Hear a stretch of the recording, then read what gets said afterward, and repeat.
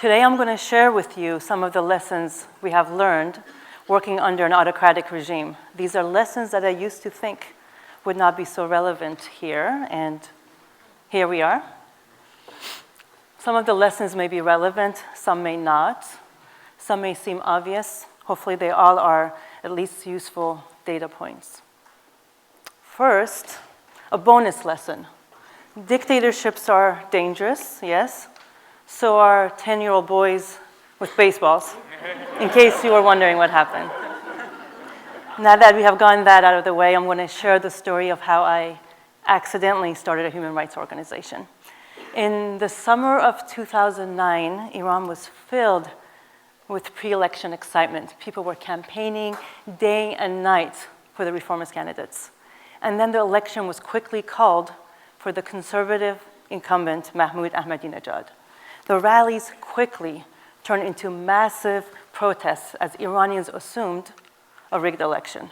We saw the biggest protests since the 1979 revolution. The government of Iran, worried for its very existence, and rightfully so, cracked down violently. The world was watching, and so was I, from California. I was absolutely, utterly heartbroken, and I was moved to action.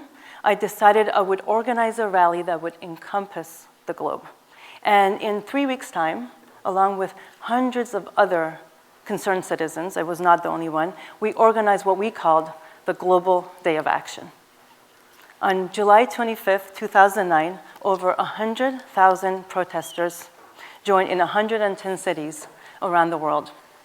8 Nobel Peace Laureates joined in, and the band U2 projected the pictures of the protesters on the walls of the concert hall during the song Sunday, Bloody Sunday. Protesters in more than 100 cities around the world are sending a single message to Iran's leaders: free the protesters. As you can see, the only continent free of demonstrations today, Antarctica. The group United for Iran wants an end to the crackdown on people disputing Iran's controversial presidential election. To this day, that was the biggest day of solidarity for the people of Iran in history, which goes to my first lesson that we all know, that every single one of us can make a difference. Before that day, I had never worked on Iran. I had never worked on human rights. Shortly after, I started United for Iran, when we worked to improve civil liberties in Iran.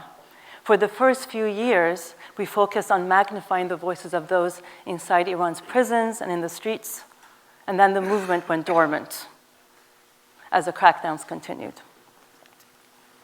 And in our effort to be sustainable and have deep impact, we moved away from reactive, rapid response to be more systematic and sustainable. And one of our strategies was to advocate for an independent, or in our case at least a transparent, judiciary.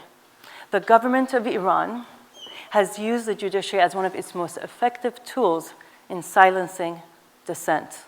They have imprisoned and tortured lawyers, women's rights activists, journalists, students, bloggers, artists, spiritual leaders.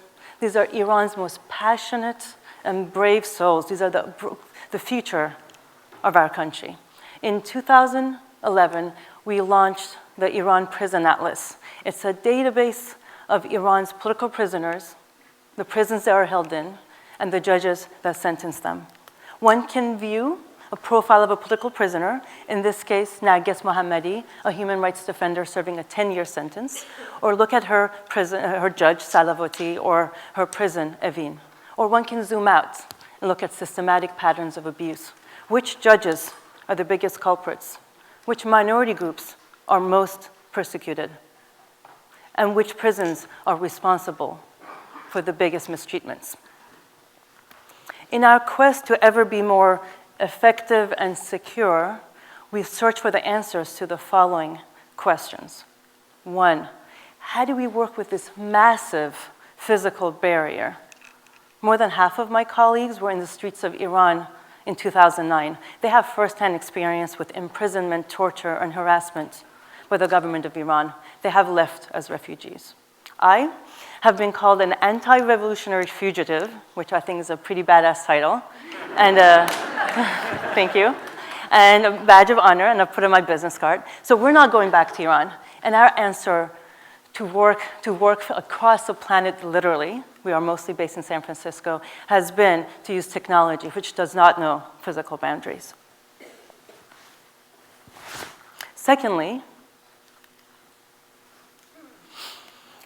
deep change requires broad civic engagement. How do we engage hundreds of thousands, if not millions of Iranians in areas that they are interested in and at the level of risk that they want to take? And thirdly, how do we ensure Iran stays secure while we do this work? We saw the terrorist attack in Iran only 2 days ago, and with the current political climate, this is a real concern. The world cannot take another Syria. It is the heartbreak of our generation. And the answer to these questions for us has been to continue our human rights work. We will always defend Iran's political prisoners and human rights defenders, but to expand our work to mostly focus on civil liberties, work that is as important, but perhaps less sensitive. Last year, we launched Irancubator, which is our civic tech incubator through which we support our community in building tech tools, mostly mobile apps, to be used inside Iran. Meet Nilufar. She's the captain of the soccer team and known as Lady Goal. In 2015, she had plans to participate in the Asian World Cup, and her husband forbid her from going. In Iran, women give up their rights as they get married, the right to continue education, to work, to leave the country, to get divorced, and the one that gets me the most, to the custody of their children. Can you imagine having to choose between living in a bad or abusive marriage or living without your children? Cannot. Turns out, though, there is a solution. Marriage licenses in Iran are prenups. So if they include language that both parties agrees to, that's legally binding. So knowing that, through Irancubator, we built an app for that. Hamdam, meaning companionship, provides that strategy and that language. Here we're going to see it for the right to leave the country. It also is a one-stop shop for sexual health for women. Here is Iran's only Persian language menstruation calendar. It has information on contraceptives, I'm scrolling over condoms here, as well as on STIs. Here it is on chlamydia. In order for tech tools to be sustainable and effective and truly owned by community leaders, we build our tools with and not for our community members. All Irancubator apps, including Hamdam, are brainchildren of Iran's leading activists. Freedom of expression is the lifeline of democracy, and we protect it. Our next app, Radito, or Radio U, is essentially Iranian SoundCloud. It provides a censorship-free platform for users to both broadcast and access content. Here it says, download at home and listen on the go. It's a popular feature since phone data in Iran is prohibitively expensive. Once the language is chosen, in this case English, users can scroll through audiobooks, podcasts, news, and radio shows. In this case, I'm subscribing to BBC Persian, and when next time I have wireless, it will download content.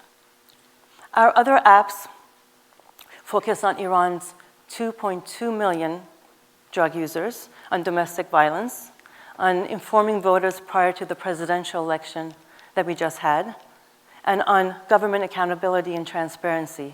Yep, for the government, if you will.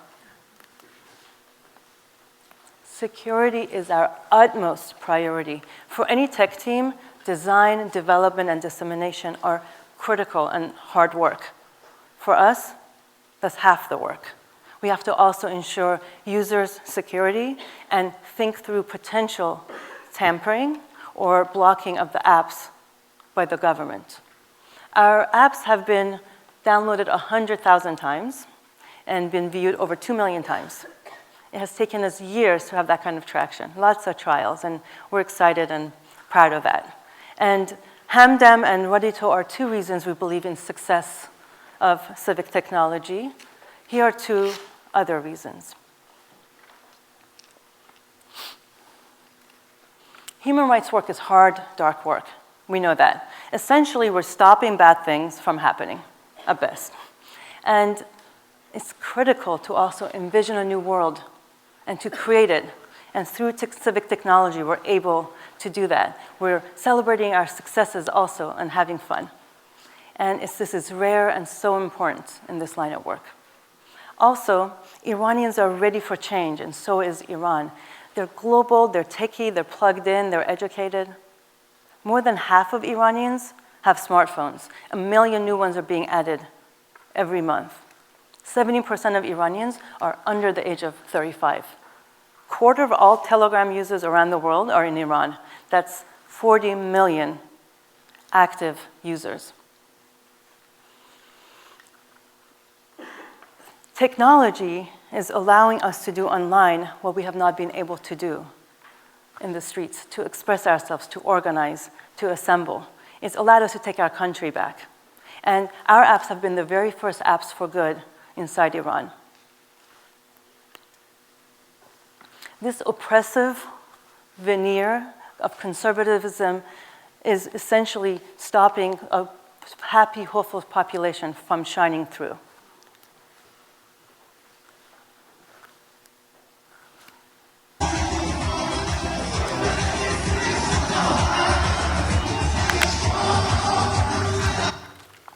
This is 2 weekends ago, after the election results were called. This is Iran. In case of women in Iran, there are 3 million Iranian women over the age of 30 who have chosen not to get married. 70% of those going to university for science and technology are women. Imagine what these women would do if they had gender equality and the freedoms they deserve. This is them.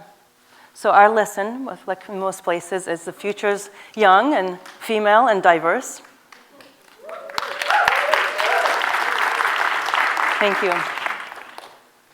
We have witnessed how Brexit and the elections in the US, France, Netherlands, and Iran have been part of a global conversation, global storyline with universal implications. We have seen how the rise of terrorism, of bigotry and racism has spread like a virus from one part of the world to another. More than ever, our interconnectedness is undeniable.